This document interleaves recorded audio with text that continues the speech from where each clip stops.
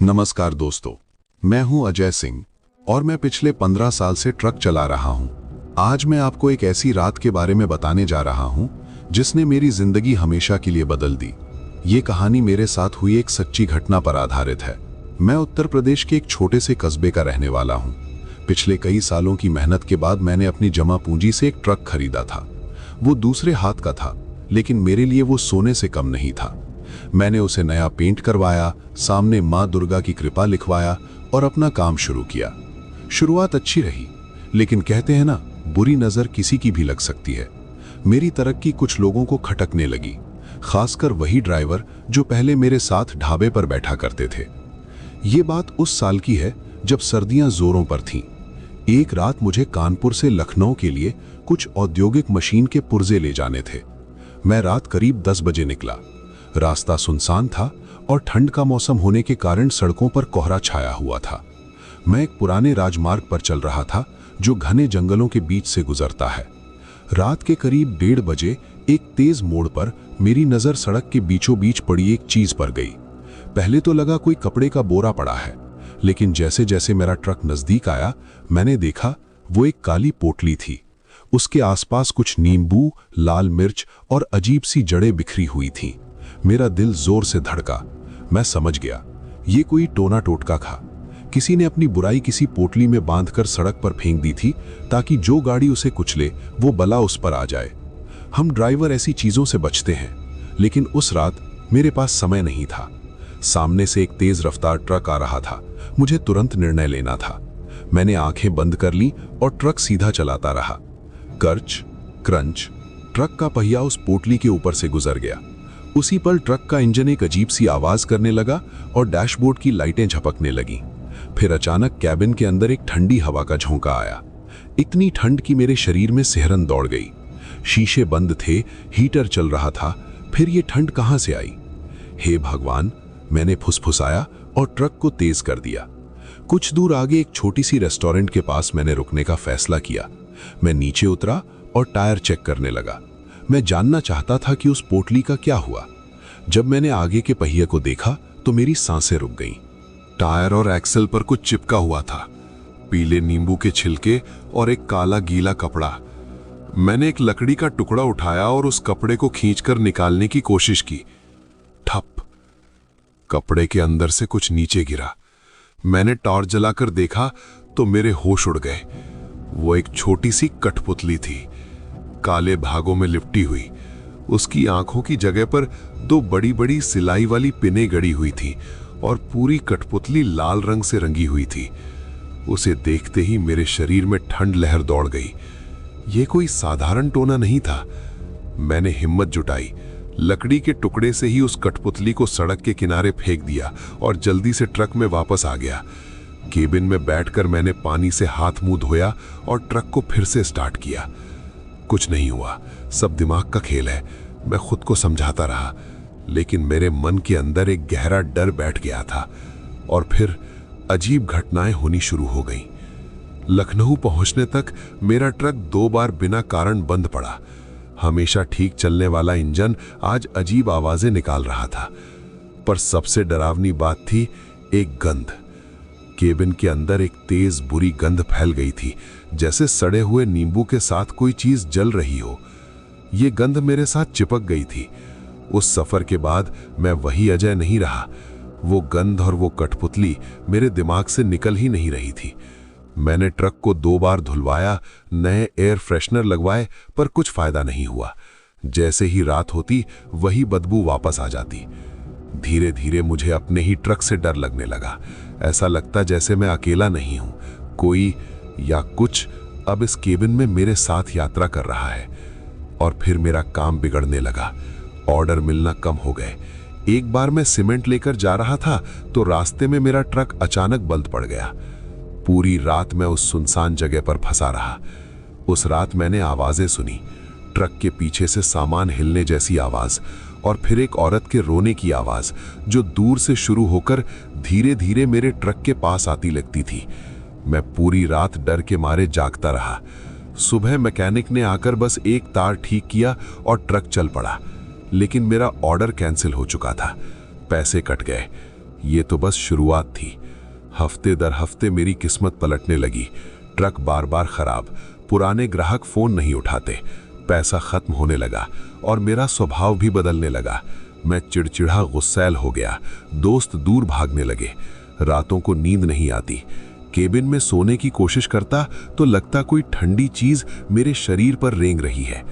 और सबसे डरावना, कभी कभी ड्राइविंग करते करते मेरी आंख लग जाती और जब आंख खुलती तो पता चलता ट्रक हाईवे से दूर किसी अनजान सुनसान जगह पर खड़ा है। मुझे याद ही नहीं रहता कि मैं यहां कैसे आया। स्टीयरिंग व्हील चिपचिपा रहता, जैसे उस पर नींबू का रस छिड़क दिया गया हो। एक दिन बैंक से नोटिस आया, अगर किश्त नहीं भरी तो ट्रक जब्त कर लेंगे। उस रात निराशा में मैं ट्रक के केबिन में स्टीयरिंग व्हील पर सिर रखकर बैठा था। तभी मेरी नजर सीट के नीचे चमकती हुई एक चीज पर पड़ी। मैंने झुककर उसे उठाया।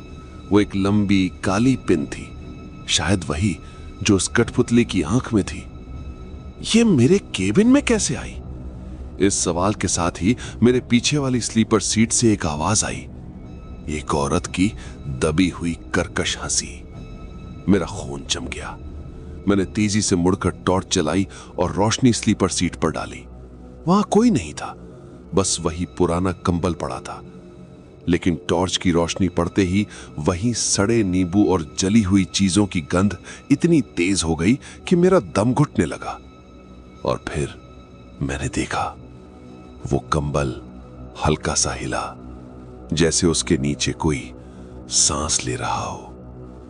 डर के मारे चीखता हुआ मैं ट्रक का दरवाजा खोलकर नीचे कूद गया। उस रात के बाद मैंने उस स्लीपर सीट का पर्दा हमेशा के लिए बंद कर दिया। लेकिन मैं जानता था वो चीज अभी भी मेरे ट्रक में थी और वो मुझे छोड़ने वाली नहीं थी। उस रात के बाद मेरे दिन बद से बदतर होते चले गए। ट्रक अब बस एक लोहे का पिंजरा लगता था जिसमें मैं और वो चीज साथ साथ कैद थे। बैंक का दबाव बढ़ रहा था।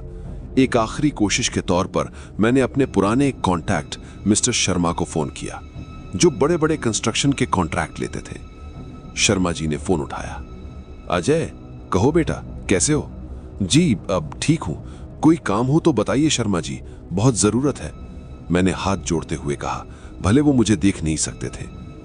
थोड़ी चुप्पी के बाद उन्होंने कहा, सुनो, एक काम है पर वो थोड़ा रिस्की है। कोई बात नहीं, मैं कर लूंगा। ठीक है, कल रात 12 बजे इंदिरापुरी गोदाम नंबर 4 के बाहर पहुंच जाना। तुझे एक डिब्बा लाद कर नीलगिरी एस्टेट ले जाना है, ये एडवांस है। उन्होंने एक मोटी रकम का ऑनलाइन ट्रांसफर कर दिया। पैसे देखकर मेरी आंखें चमक उठी, लेकिन दिल के किसी कोने में एक डर सा घर कर गया। नीलगिरी एस्टेट, मैंने इस इलाके में कभी ऐसा नाम नहीं सुना था।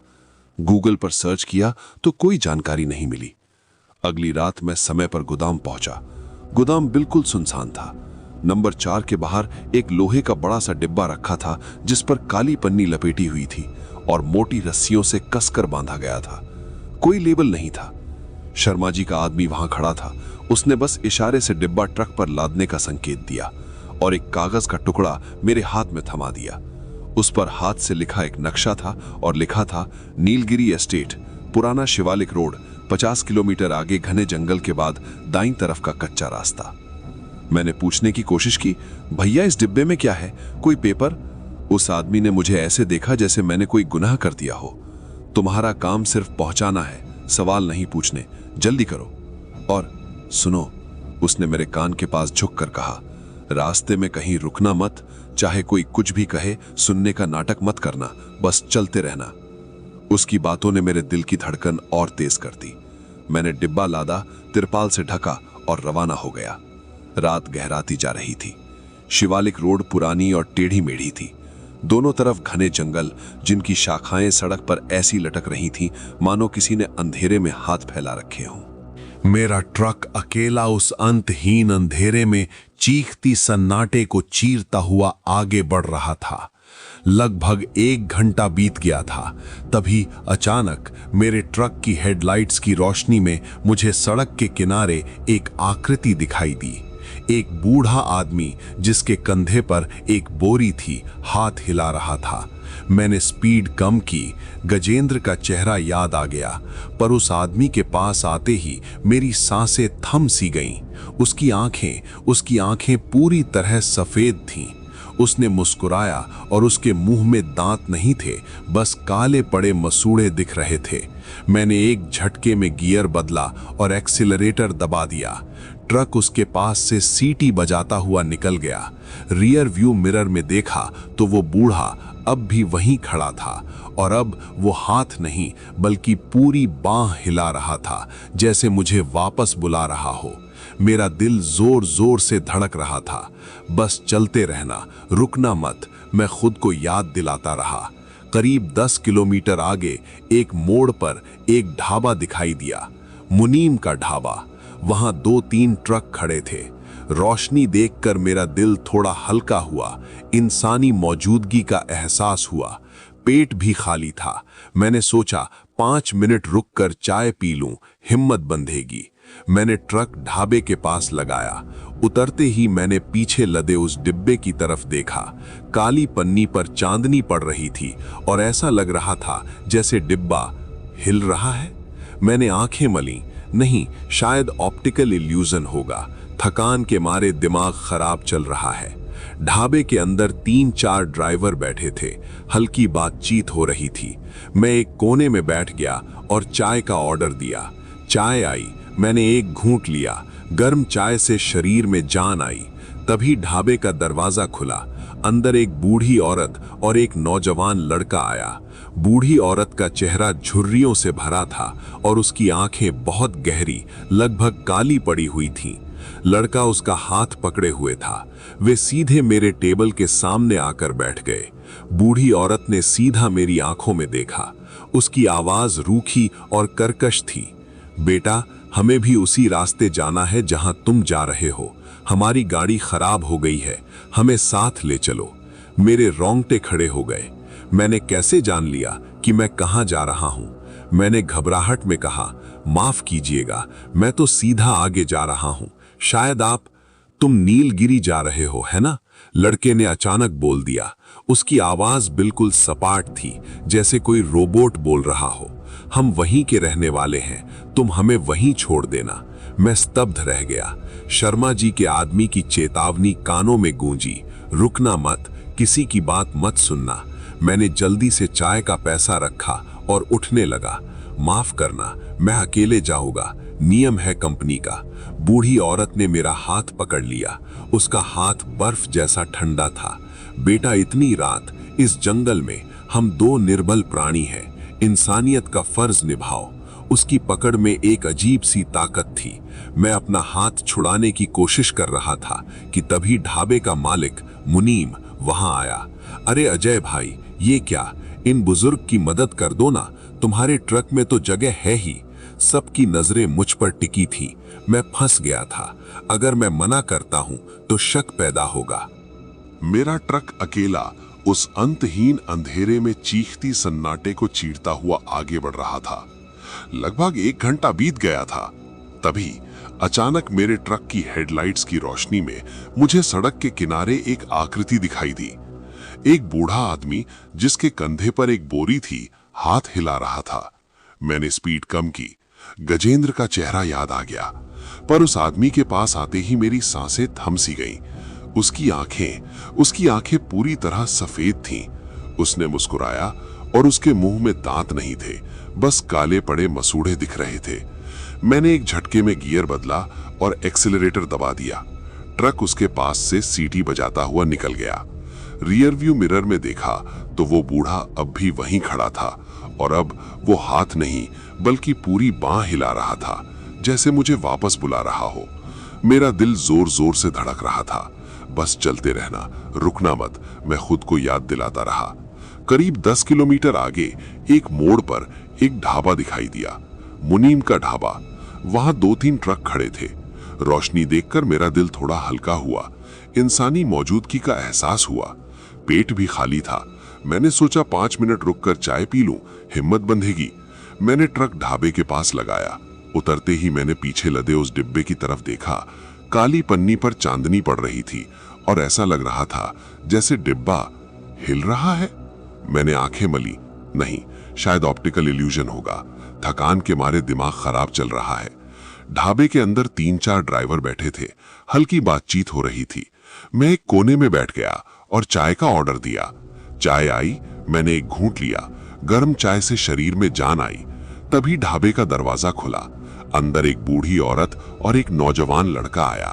बूढ़ी औरत का चेहरा झुर्रियों से भरा था और उसकी आंखें बहुत गहरी, लगभग काली पड़ी हुई थीं। लड़का उसका हाथ पकड़े हुए था। वे सीधे मेरे टेबल के सामने आकर बैठ गए। बूढ़ी औरत ने सीधा मेरी आंखों में देखा। उसकी आवाज रूखी और कर्कश थी। बेटा, हमें भी उसी रास्ते जाना है जहां तुम जा रहे हो।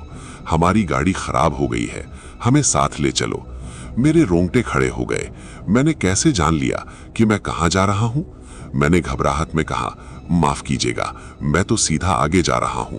शायद तुम नीलगिरी जा रहे हो, है ना? लड़के ने अचानक बोल दिया।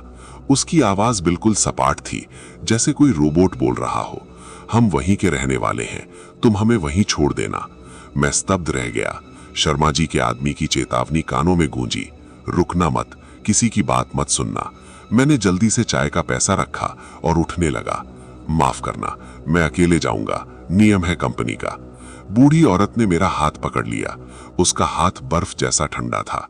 बेटा, इतनी रात इस जंगल में हम दो निर्बल प्राणी हैं, इंसानियत का फर्ज निभाओ। उसकी पकड़ में एक अजीब सी ताकत थी। मैं अपना हाथ छुड़ाने की कोशिश कर रहा था कि तभी ढाबे का मालिक मुनीम वहां आया। अरे अजय भाई, ये क्या? इन बुजुर्ग की मदद कर दो ना, तुम्हारे ट्रक में तो जगह है ही। सबकी नजरें मुझ पर टिकी थीं। मैं फंस गया था। अगर मैं मना करता हूं तो शक पैदा होगा। क्या सचमुच आगे पुल टूटा हुआ है? ये लोग कौन हैं जो इस रहस्यमय एस्टेट के बारे में जानते हैं? और सबसे बड़ा सवाल, पीछे लदा वो काला डिब्बा आखिर है क्या? मुझे वो डिब्बा चाहिए, बूढ़ी औरत ने दोहराया। उसकी आवाज में अब एक जिद्दी अधिकार झलक रहा था। हम तुम्हें सुरक्षित रास्ता देंगे, तुम्हारी जान बच जाएगी। मैंने गले को भींचते हुए सवाल किया, पहले ये बताओ, इसमें है क्या? तुम्हें इसकी इतनी जानकारी कैसे? लड़का जो पीछे बैठा था आगे झुका। चांदनी में उसका चेहरा बहुत पीला और निस्तेज लग रहा था। उसमें वो है जो नीलगिरी का मालिक कभी नहीं चाहता कि दुनिया जाने। और हम वहां के पुराने रहवासी हैं। जब से एस्टेट बना, हमारा जीवन नर्क हो गया। ये डिब्बा हमारी आजादी की चाबी है। ये बातें किसी फिल्मी कहानी जैसी लग रही थीं, पर मेरे सामने बैठी ये स्याह आंखों वाली औरत और ये बेजान चेहरे वाला लड़का, ये कोई मजाक नहीं कर रहे थे। तभी पीछे से एक तेज धात्विक खरोंचने की आवाज आई, क्रींग, जैसे कोई लोहे के डिब्बे के अंदर से तेज नाखूनों से उसे खरोंच रहा हो। बूढ़ी औरत की आंखें चमक उठी। सुनो, वो जाग रहा है, समय कम है, फैसला करो अजय। डर और जिज्ञासा के बीच झूलते हुए मैंने नक्शे की तरफ देखा जो उस औरत ने मुझे दिया था। वो पुराना फटा हुआ कागज था जिस पर हाथ से नक्शा खींचा गया था। उसमें मुख्य रास्ते से हटकर एक पगडंडी जैसा रास्ता दिखाया गया था जो टूटे पुल से बचाकर सीधा नीलगिरी एस्टेट तक जाता था। अगर मैं तुम्हें यह डिब्बा दे दूं, मैंने हिचकिचाते हुए कहा, तो शर्मा जी, पुलिस, वो मुझे नहीं छोड़ेंगे। शर्मा? बूढ़ी औरत ने तिरस्कार भरी हंसी हंसी। वो तो सिर्फ एक कठपुतली है, असली आदमी तो एस्टेट में बैठा है और पुलिस वहां कभी नहीं आती। तुम डिब्बा छोड़कर भाग जाना, हम बाकी सब संभाल लेंगे। मेरे हाथ कांप रहे थे। ये एक गंदा सौदा था, लेकिन क्या विकल्प था? आगे मौत का पुल या फिर इन पर भरोसा करके अपनी जान बचाना। ठीक है, मैंने आवाज कांपते हुए कहा, लेकिन एक शर्त, मुझे पहले यह देखना है कि तुम सही रास्ता दिखा रहे हो या नहीं। जब तक हम एस्टेट के नजदीक नहीं पहुंच जाते, तब तक ये डिब्बा मेरे पास ही रहेगा। बूढ़ी औरत और लड़के ने आपस में देखा, फिर वो औरत मुस्कुराई। चलो, तुम्हारी शर्त मंजूर, पर जल्दी करो, सुबह होने से पहले हमें वहां पहुंचना है। मैंने ट्रक स्टार्ट किया और उस पुराने नक्शे के हिसाब से चलने लगा। रास्ता मुख्य हाईवे से दूर एक संकरी पगडंडी पर मुड़ गया। ये रास्ता इतना तंग था कि ट्रक के पहिए किनारे की झाड़ियों को रौंदते हुए आगे बढ़ रहे थे। डिब्बे से आती खरोंचने की आवाजें अब और तेज और बार बार होने लगी थीं। लगभग आधा घंटा चलने के बाद हम एक खुले मैदान में पहुंचे। दूर पहाड़ियों की ओट में कुछ इमारतों के ऊंचे शिखर दिखाई दे रहे थे, नीलगिरी एस्टेट। लेकिन उससे पहले एक गहरी खाई थी और उस पर बना वो पुल या उसका अवशेष। नक्शे में जहां पुल दिखाया गया था वहां सिर्फ खंभों के टूटे हुए ढांचे थे और बीच में एक बड़ा खाली स्थान जहां से नीचे सैकड़ों फीट गहरी खाई दिखाई दे रही थी। मैंने ट्रक रोक दिया। मेरी सांस फूल गई। अगर मैं सीधे रास्ते चलता तो इसी अंधेरे में उस टूटे पुल से नीचे गिर जाता। देख लिया, बूढ़ी औरत ने कहा, हमने तुम्हारी जान बचाई, अब अपना वादा निभाओ। हम पुल से कुछ 100 गज की दूरी पर थे। नक्शे के अनुसार एस्टेट तक पहुंचने के लिए अब हमें बाएं मुड़कर एक चक्करदार रास्ता अपनाना था। अभी नहीं, मैंने कहा एक आखिरी झूठ बोलते हुए, एस्टेट की गेट तक पहुंचने दो, फिर डिब्बा ले जाना। वो औरत भड़क गई, तुम वादा तोड़ रहे हो। नहीं, सिर्फ सावधानी बरत रहा हूं, मैंने कहा और ट्रक को फिर से चलाया। लेकिन ट्रक ने फिर से वही हरकत की। कुछ ही गज चलने के बाद इंजन एक भयानक घरघराहट के साथ बंद हो गया। मैंने बार बार चाबी घुमाई पर कोई फायदा नहीं हुआ। बैटरी भी ठीक थी। ऐसा लगा जैसे कोई अदृश्य शक्ति ने इंजन को जकड़ लिया हो। ये क्या हुआ? मैं घबराया। ये उसका असर है, लड़के ने इशारा किया पीछे लदे डिब्बे की तरफ। जितना नजदीक हम एस्टेट आते हैं उतना ही वो सक्रिय होता जाता है। वो नहीं चाहता कि हम एस्टेट से दूर जाएं। तभी डिब्बे के अंदर से खरोंचने की आवाज के बजाय एक नई आवाज आई, एक दबा हुआ मानवीय कराहने जैसा स्वर, जैसे कोई दर्द में हो। मेरे प्राण सूख गए। इसमें कोई इंसान है? क्या मैं किसी की जिंदा लाश ठो रहा हूं? खोलो इसे, मैं चिल्लाया। अभी खोलो, मुझे देखना है कि इसमें क्या है। बूढ़ी औरत ने मना किया, नहीं, अगर तुमने इसे यहां खोला तो उसकी ताकतें हमें यहीं ढूंढ लेंगी। हमें इसे सुरक्षित जगह ले जाना होगा। कौन सी ताकतें? किसकी ताकतें? मैं गुस्से से तमतमाया। नीलगिरी के मालिक की, लड़के ने धीमी भयभीत आवाज में कहा। वो कोई साधारण आदमी नहीं है। वो पुराने जमाने के तांत्रिकों का वंशज है। ये डिब्बा, इसमें उसकी सबसे बड़ी कमजोरी है, उसकी मृत्यु का रहस्य। ये सुनकर मेरे शरीर में सिहरन दौड़ गई। क्या मैं किसी अंधविश्वास या काले जादू के षड्यंत्र का हिस्सा बन गया हूं? अचानक बाहर जंगल में दूर से टॉर्च की रोशनियां दिखाई दी और कई लोगों के पैरों की आहट। कोई हमारी तरफ आ रहा था। बूढ़ी औरत की आंखें डर से फैल गईं। वो आ गए।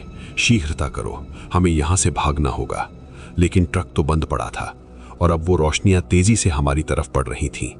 मैंने ट्रक के दरवाजे खोले और नीचे कूदने का इरादा किया, पर बूढ़ी औरत ने मेरी कलाई पकड़ ली। देखो, उसने कहा और अपनी दूसरी हथेली खोली। उसमें एक छोटी सी काले पत्थर की मूर्ति थी जिसका चेहरा विकृत और डरावना था। ये हमें कुछ पल के लिए छुपा सकती है, पर तुम्हें एक काम करना होगा। क्या? मैं हाफता हुआ बोला। डिब्बे के ऊपर की काली पन्नी फाड़ दो, बस एक कोना। उसके अंदर की चीज को चांदनी दिखानी है। मुझे समझ नहीं आया कि यह क्यों जरूरी है, लेकिन उस आपात स्थिति में सोचने का समय नहीं था। मैं ट्रक के पीछे की तरफ दौड़ा। करीब 50 गज की दूरी पर वो रोशनियां अब साफ दिख रही थीं। करीब 8-10 आदमी, और वो तेजी से हमारी तरफ बढ़ रहे थे। मैंने डिब्बे पर चढ़ने की कोशिश की। वो हिल रहा था, मानो उसमें कोई जानवर फंसा हो। मेरे हाथ कांप रहे थे। मैंने अपनी चाकू निकाली और काली पन्नी के एक कोने को फाड़ना शुरू किया। पन्नी के नीचे लकड़ी का डिब्बा था। मैंने चाकू की नोक से उसमें एक दरार बनाने की कोशिश की। तभी डिब्बे के अंदर से एक तेज चीख निकली, मानवीय पर इतनी दर्दनाक और डरावनी कि मैं चौंक कर पीछे हट गया और फिर उस दरार से कुछ झांकने लगा। वो एक आंख थी, एक इंसानी आंख, लेकिन वो लाल थी, खून से लथपथ, और उसमें एक ऐसा भय और पीड़ा थी जिसे देखकर मेरा खून ही जम गया। उस आंख ने सीधे मुझे देखा और फिर एक कर्कश, टूटी फूटी आवाज दरार से बाहर आई, जैसे कोई गला घोंटकर बोल रहा हो, मुझ बाहर निकालो, वो मुझे जिंदा दफन कर रहा है। उस डिब्बे से निकली आवाज और वो खून से लथपथ आंख देखकर मेरा दिमाग सन्न हो गया। कोई जिंदा इंसान इस डिब्बे में कैद था। जिंदा दफन कर रहा है, ये शब्द मेरे कानों में गूंज रहे थे। पीछे से बूढ़ी औरत की आवाज आई, अब देख लिया ना सच्चाई, चलो जल्दी करो, वो लोग आ रहे हैं। मैंने पलट कर देखा। टॉर्च की रोशनियां अब केवल 30-40 गज दूर थीं।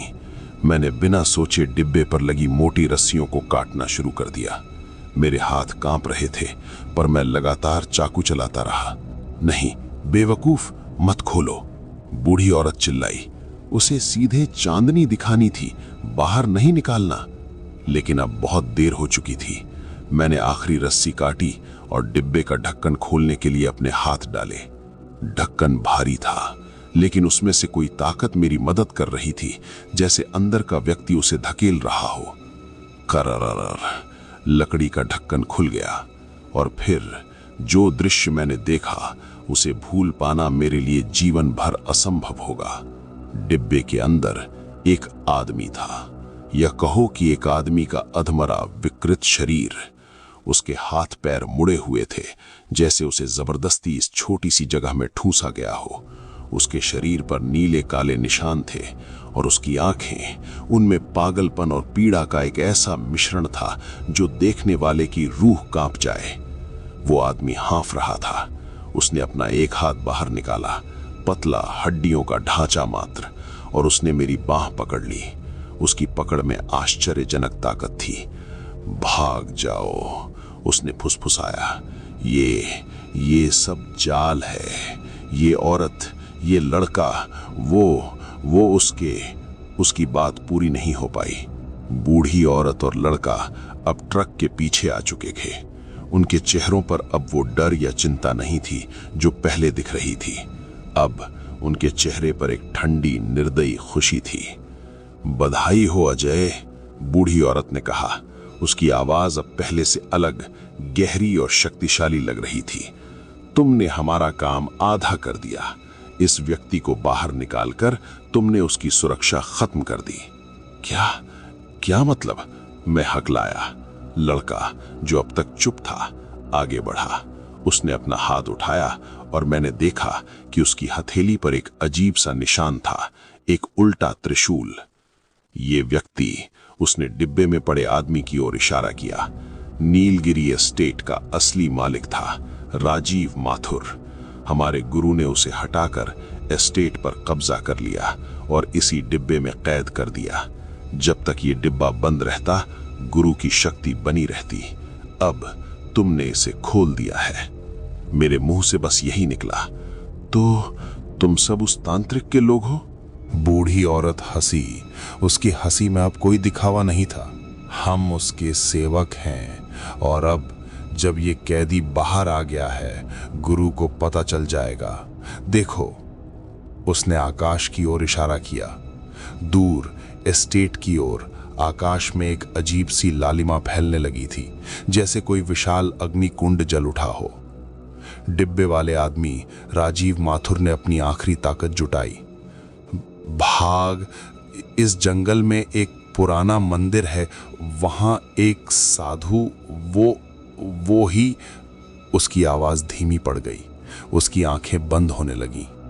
तभी जंगल से आ रही टॉर्च की रोशनियां हमारे बिल्कुल पास आ चुकी थीं। 8-10 आदमी, सभी के हाथों में लाठी डंडे और सबके चेहरे पर एक ही भाव, क्रूर निश्चय। उनके आगे एक लंबा दुबला पतला आदमी चल रहा था। उसने सफेद कुर्ता पैजामा पहन रखा था और उसकी आंखें ऐसी थीं जैसे किसी गहरे कुएं का पानी, शांत पर अथाह और खतरनाक। बहुत अच्छा शांति देवी, उसने बूढ़ी औरत से कहा। उसकी आवाज में एक अजीब सी मिठास थी जो रोंगटे खड़े कर देती थी। तुमने अपना काम बखूबी निभाया। इस मूर्ख ड्राइवर को हमारे यहां तक ले आई। मैं समझ गया, मैं फंस गया था। ये सब एक पहले से रची गई साजिश थी। बूढ़ी औरत और लड़का मुझे फंसाने के लिए ही मिले थे। गुरुजी, ये ड्राइवर ने डिब्बा खोल दिया। राजीव माथुर बाहर है।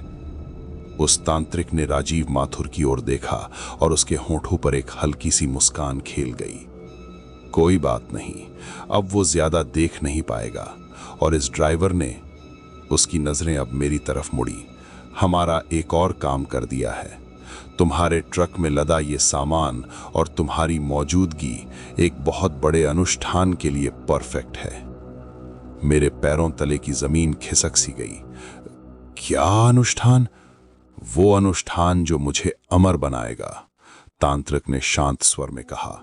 और उसके लिए एक निर्दोष पर अपनी मर्जी से आया हुआ व्यक्ति चाहिए, एक ऐसा व्यक्ति जो अपनी लालच में फंसकर यहां आया हो, और तुम मेरे दोस्त उन सभी शर्तों पर खरे उतरते हो। उसने अपने आदमियों को इशारा किया। वो लोग आगे बढ़े। मैंने भागने की कोशिश की, लेकिन 2 आदमियों ने मेरी बाहें पकड़ लीं। बूढ़ी औरत जिसका नाम शांति देवी था मेरे पास आई।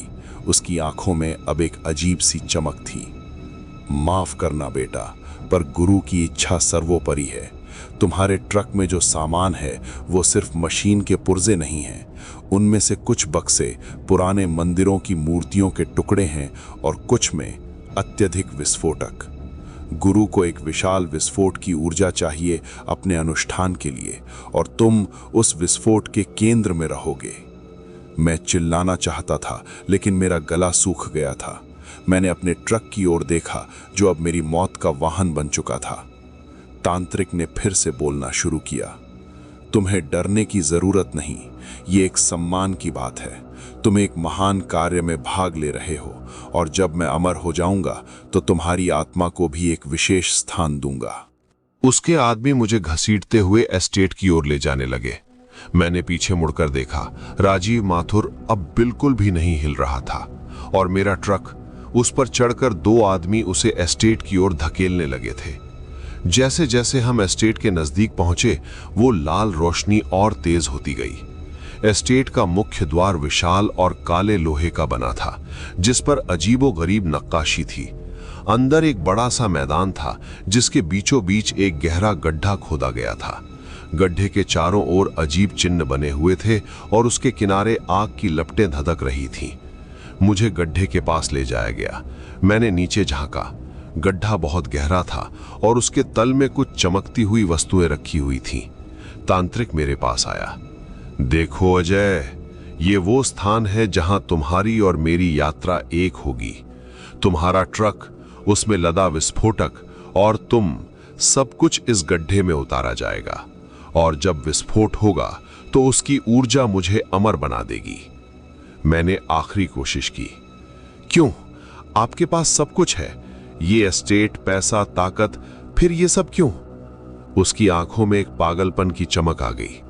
सब कुछ, ये सब कुछ नहीं है मूर्ख। असली ताकत तो समय पर विजय पाने में है, मृत्यु पर विजय पाने में है, और मैं वो करके ही रहूंगा। उसने अपने हाथ उठाए और एक जटिल मुद्रा बनाई।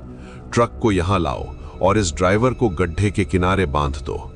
मुझे जंजीरों से बांधकर गड्ढे के किनारे एक खंभे से बांध दिया गया। मेरा ट्रक गड्ढे के ऊपर लाया जा रहा था। मैंने अपनी आंखें बंद कर लीं। यही अंत था, मेरी लालच, मेरी मूर्खता का अंत।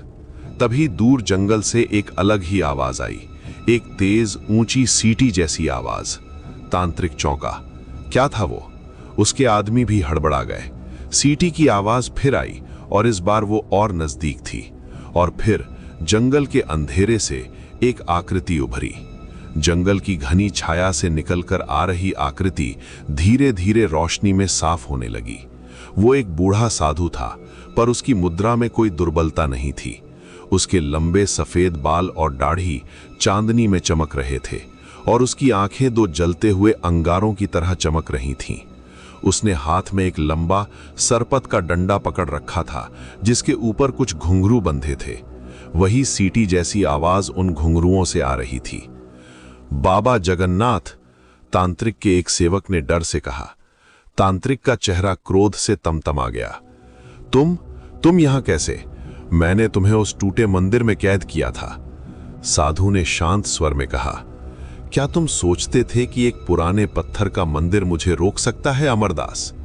तुम्हारी काली विद्या उस सदियों पुरानी शक्ति के सामने कुछ भी नहीं है जो इस जंगल में बसती है।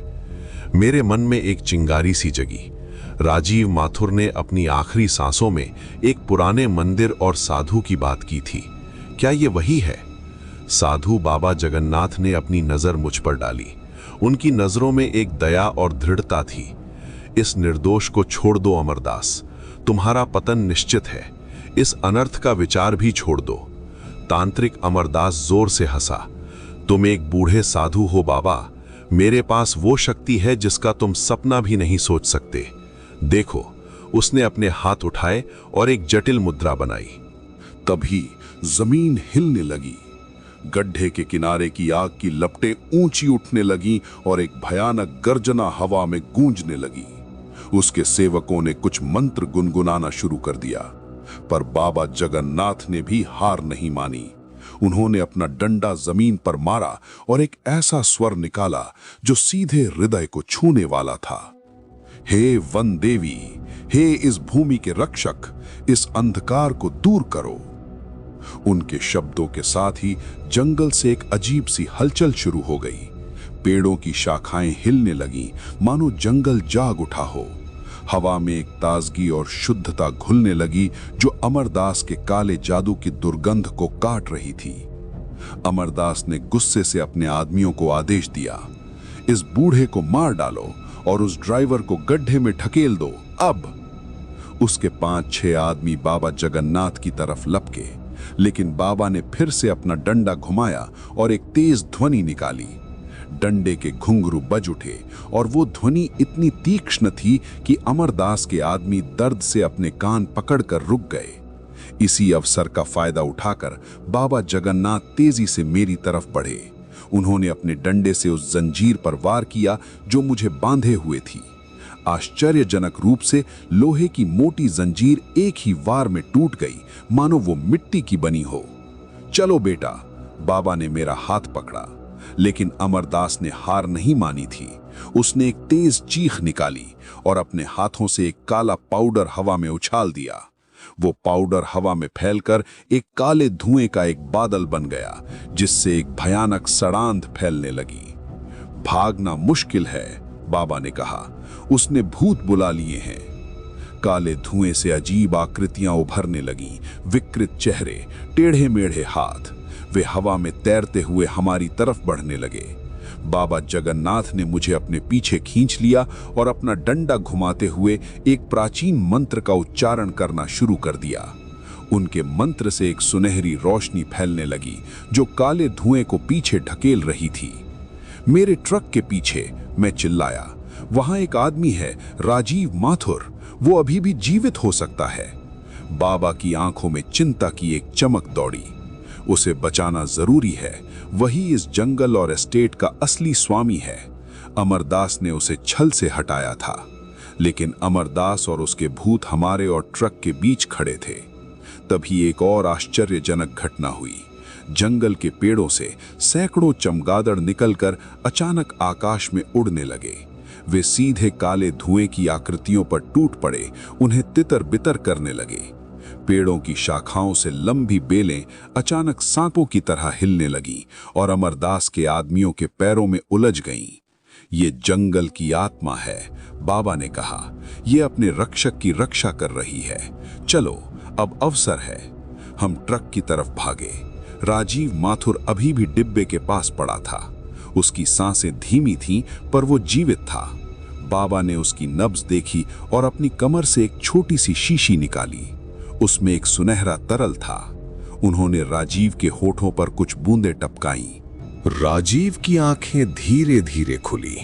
उसने बाबा को पहचाना और एक कमजोर मुस्कान उसके होठों पर आई। तभी अमरदास की गुस्से भरी आवाज गूंजी, तुम सब मरोगे, तुम सब। हमने मुड़कर देखा। अमरदास ने अपने हाथों में एक विचित्र काले पत्थर की मूर्ति पकड़ रखी थी और वो उसके सामने घुटनों के बल बैठकर तेजी से मंत्र पढ़ रहा था। आसपास की हवा और ठंडी हो गई और गड्ढे में से एक लाल रोशनी उठने लगी। वो अपना सबसे बड़ा तंत्र शुरू कर रहा है। बाबा ने चेतावनी दी, हमें यहां से निकलना होगा। मेरा ट्रक, मैंने कहा। उसमें विस्फोटक है, अगर वो विस्फोट करेगा तो पूरा इलाका नष्ट हो जाएगा। बाबा ने पूरा किया, और उस विस्फोट की ऊर्जा अमरदास को वो शक्ति देगी जिसकी वो तलाश में है। हमें उस ट्रक को यहां से दूर ले जाना होगा। लेकिन समस्या ये थी कि ट्रक का इंजन तो चल नहीं रहा था और अमरदास के भूत अब फिर से इकट्ठा हो रहे थे। साथ ही उसके सेवक भी बेलों से अपने आप को मुक्त करके हमारी तरफ फिर से बढ़ने लगे थे। राजीव माथुर ने हांफते हुए कहा, ट्रक, ईंधन लाइन, वो उसमें कुछ डाल रहा था, एक काले रंग का तेल, उसने इंजन को प्रभावित किया है। बाबा ने तुरंत समझ लिया, ये काला जादू है जो मशीन को भी प्रभावित कर सकता है। मुझे इसे शुद्ध करना होगा। बाबा ट्रक के इंजन के पास गए। उन्होंने अपने हाथ इंजन पर रखे और एक मंत्र बोला। उनकी हथेलियों से एक हल्की सी सुनहरी चमक निकलने लगी। इंजन से काले धुएं के छोटे छोटे गुबार निकलने लगे। इस बीच मैंने और राजीव ने देखा कि अमरदास का अनुष्ठान अपने चरम पर पहुंच रहा था। गड्ढे से निकलने वाली लाल रोशनी अब एक स्तंभ की तरह आकाश में जा रही थी और आकाश में बादल एक अजीब घेरा बनाते हुए घूमने लगे थे। बहुत देर नहीं हुई है, लेकिन होने वाला है। तभी इंजन ने एक घरघराहट की आवाज निकाली। बाबा ने मुझे इशारा किया, अब कोशिश करो। मैं ड्राइवर सीट पर कूदा और चाबी घुमाई। इंजन ने एक जोरदार गर्जना की और चल पड़ा। पर हमारी खुशी ज्यादा देर नहीं रही। अमरदास ने, जो अब गड्ढे के किनारे खड़ा होकर हमें देख रहा था, चीख कर कहा, तुम भाग नहीं सकते, तुम सब मेरे हैं। उसने अपना हाथ उठाया और मेरा ट्रक अचानक एक जोरदार झटके के साथ रुक गया, मानो किसी अदृश्य दीवार से टकरा गया हो। हम फंस गए थे। सामने अदृश्य बाधा, पीछे अमरदास और उसकी काली शक्तियां, और ट्रक के पीछे लदा वो विस्फोटक जो किसी भी क्षण फट सकता था। बाबा जगन्नाथ ने गहरी सांस ली और मेरी तरफ देखा। बेटा, एक ही रास्ता है, तुम्हें विश्वास करना होगा। तुम्हें इस ट्रक को उस गड्ढे में ले जाना होगा। क्या? पर विस्फोट हो जाएगा, मैं चिल्लाया। हाँ, बाबा ने शांत स्वर में कहा, पर उस विस्फोट को हम नियंत्रित कर सकते हैं। अगर ये ट्रक गड्ढे में विस्फोट करेगा तो अमरदास का अनुष्ठान पूरा नहीं हो पाएगा, बल्कि उसकी शक्ति उसी पर वापस लौट जाएगी। पर इसके लिए तुम्हें बहुत साहस दिखाना होगा। मेरी नजरें ट्रक के स्टीयरिंग पर टिक गईं।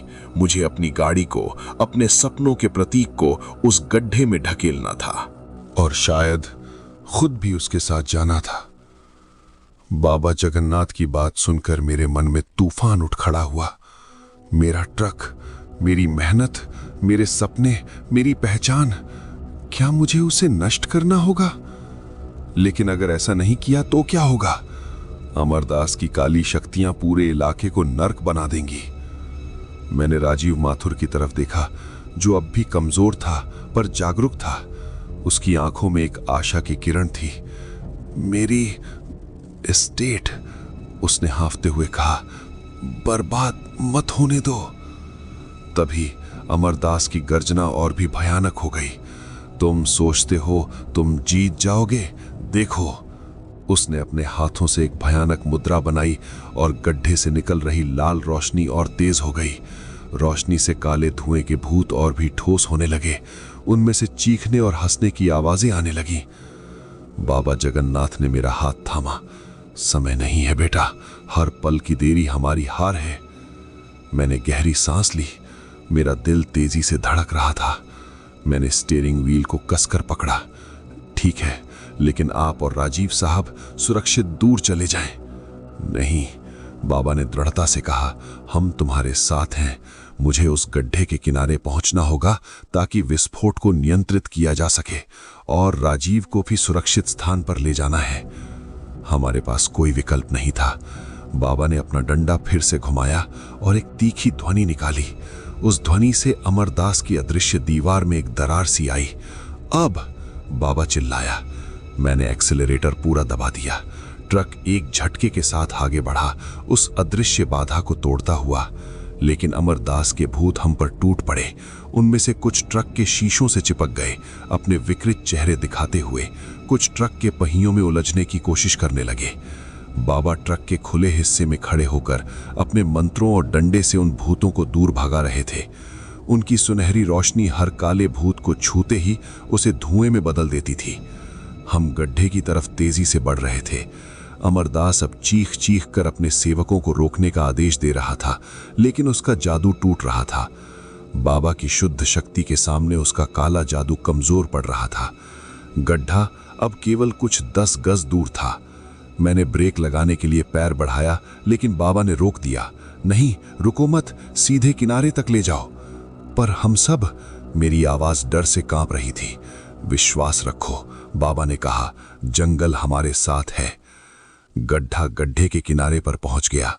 मैंने आखिरी बार ब्रेक मारे बिना ही ट्रक को गड्ढे की तरफ मोड़ दिया। ट्रक का आगे का हिस्सा खाली हवा में लटक गया। उस पल सब कुछ धीमा हो गया। मैंने बाबा को राजीव को पकड़कर ट्रक से कूदते देखा। उन्होंने एक ऐसी छलांग लगाई जो किसी बूढ़े व्यक्ति के लिए असंभव थी। वे सुरक्षित जमीन पर गिरे और तुरंत दूर भागने लगे। मैं अकेला ट्रक में रह गया, जो अब धीरे धीरे गड्ढे में गिर रहा था। नीचे लाल रोशनी चमक रही थी। मैंने आखिरी बार स्टीयरिंग व्हील को छुआ, अपनी आंखें बंद की और ट्रक से कूदने का प्रयास किया, पर तभी एक काले धुएं का हाथ मेरी कमर से लिपट गया। अमरदास ने अपनी आखिरी शक्ति लगाकर मुझे रोक लिया था। तुम मेरे साथ रहोगे, उसकी आवाज सीधे मेरे दिमाग में गूंजी। मैं फंस गया था। ट्रक गड्ढे में गिर रहा था और मैं उसके साथ। नीचे से आती लाल रोशनी अब चकाचौंध कर देने वाली तेज हो रही थी। तभी एक सुनहरी रोशनी ने मुझे घेर लिया। बाबा जगन्नाथ ने दूर खड़े होकर अपना डंडा उठाया था और एक अंतिम मंत्र बोल रहे थे। सुनहरी रोशनी ने काले धुएं के हाथ को काट दिया। मैं स्वतंत्र हो गया। ट्रक से कूदने का एक आखिरी मौका। मैंने जोर से छलांग लगाई। हवा में कूदते हुए मैंने गड्ढे के किनारे पर एक पत्थर को पकड़ लिया। मेरे पैर खाली हवा में लटक रहे थे और फिर विस्फोट हुआ। एक भयानक कान फाड़ देने वाली आवाज, एक चमकती हुई सफेद रोशनी जो पूरे इलाके को दिन जैसा चमका दिया। गर्म हवा की एक लहर ने मुझे झटका दिया, लगभग पकड़ छुड़वा दी। मैंने अपनी आखिरी ताकत से पत्थर को पकड़े रखा। विस्फोट की गूंज धीमी पड़ने लगी। मैंने अपने आप को ऊपर खींचा और गड्ढे से दूर लुढ़क गया। जब मैंने पीछे मुड़कर देखा तो गड्ढा अब धुएं और धूल से भरा हुआ था। लाल रोशनी गायब हो चुकी थी। ट्रक का कोई अवशेष दिखाई नहीं दे रहा था। बाबा जगन्नाथ और राजीव माथुर मेरी तरफ दौड़े आए। तुम ठीक हो बेटा? बाबा ने पूछा। मैं हाफता हुआ बोला, हाँ हाँ। अमरदास?